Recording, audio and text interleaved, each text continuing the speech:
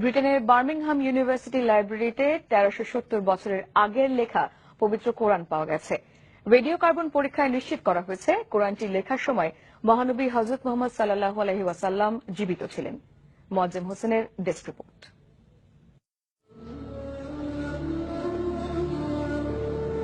Muslims believe the Quran to be the word of God as dictated to the Prophet Muhammad. হিজাজি অক্ষরে হাতে লেখা এই কোরআনটি Birmingham ইউনিভার্সিটির লাইব্রেরিতে পাওয়া গেছে।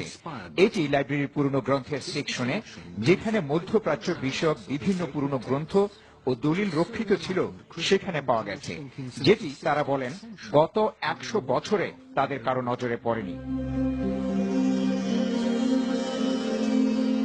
কোরআনটি লেখার সময় নির্ধারণ করা হয়েছে 568 থেকে 645 খ্রিস্টাব্দের মাঝামাঝি সময়গুলোতে, আর 632 খ্রিস্টাব্দে হযরত মুহাম্মদ সাল্লাল্লাহু আলাইহি ওয়াসাল্লাম ইন্তেকাল করেন।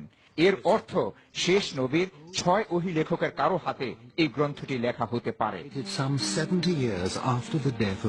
রেডিও কার্বন পরীক্ষাটি সম্পন্ন হয়েছে Oxford university radio carbon accelerator ইউনিটে।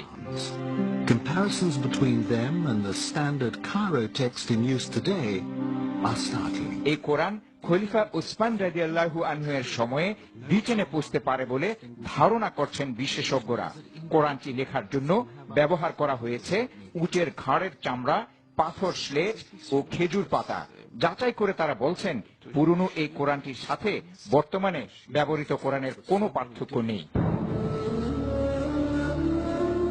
ইসলামের প্রথম যুগে লেখা এই কোরআন পাওয়ায় উচ্ছ্বাস ও গর্ব প্রকাশ করেছেন বিশ্ববিদ্যালয় কর্মকর্তারা।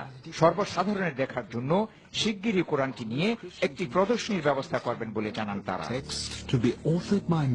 Inspired by God. Moazzem Hossain, NTV, international desk.